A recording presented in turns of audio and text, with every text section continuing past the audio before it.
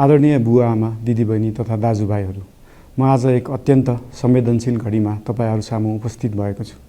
केही दिन अघि सुनसरीको देवानगञ्ज, सिराहा लगायतका स्थानमा भएको दुःखद घटना र त्यसपछि केही जिल्लाहरूमा उत्पन्न अशान्त वातावरणलाई लिएर नेपाल सरकार पूर्ण रूपमा गम्भीर र संवेदनशील छ।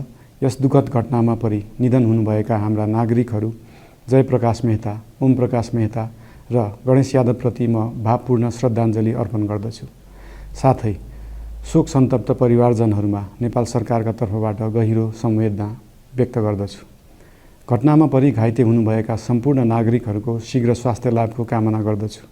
घाइतेहरूको उपचारमा कुनै पनि प्रकारको कमी वा ढिलाइ हुन नदिन सम्बन्धित स्वास्थ्य निकायहरूलाई स्पष्ट निर्देशन दिइसकिएको छ।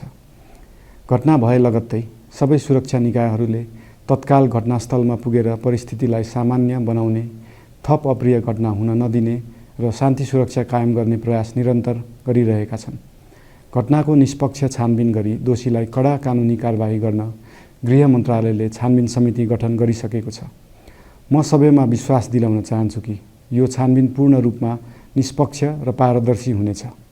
घटनामा संलग्न दोषी जो कोही भए पनि कानुनी दायरामा ल्याउन सरकार प्रतिबद्ध छ। अवस्था थप नबिग्रियोस्, कुनै पनि नागरिकको जनधनको क्षति हुन नपाओस् र स्थानीय स्तरमा विश्वासको वातावरण बनोस् भन्नका लागि नेपाल सरकार निरन्तर क्रियाशील छ। परिस्थिति सामान्यीकरण गर्न केन्द्र स्तरमा सर्वदलीय बैठक आह्वान गरी गहन छलफल गरिएको छ। स्थानीय तहसम्मै जनप्रतिनिधि, नागरिक समाज, विभिन्न धार्मिक गुरुहरू, समुदायका अगुवा तथा सामाजिक व्यक्तित्वहरूसँग निरन्तर संवाद भइरहेको छ। स्थानीय स्थितिको प्रत्यक्ष अनुगमन गर्न, पीडित पक्षसँग संवाद गर्न र शान्ति सुरक्षालाई थप सुदृढ बनाउन गृहमन्त्री स्वयं सो स्थानमा पुगिसक्नु भएको छ। साथै देशको समग्र शान्ति सुरक्षाको अवस्थाबारे गम्भीर समीक्षा गर्न राष्ट्रिय सुरक्षा परिषदको बैठक बसी परिस्थिति अनुसारका आवश्यक निर्णयहरू समेत गरिसकिएको छ। यस्तो संवेदनशील घडीमा सामाजिक सञ्जाल वा अन्य माध्यमबाट असत्य, अपुष्ट सूचना, अफवाह, घृणा फैलाउने सामग्री वा समुदायबीच वैमनस्य बढाउने अभिव्यक्ति प्रचार प्रसार नगराउन अनुरोध गर्दछु। साथै सरकारी निकायहरूबाट जारी भएका आधिकारिक तथ्य र सूचना मात्र विश्वास गर्न विशेष आग्रह गर्दछु। प्रत्येक नागरिकको जीवधनको रक्षा गर्नु, सामाजिक सद्भाव जोगाउनु र समाजमा शान्ति कायम राख्नु राज्यको सर्वोच्च र प्राथमिक दायित्व हो।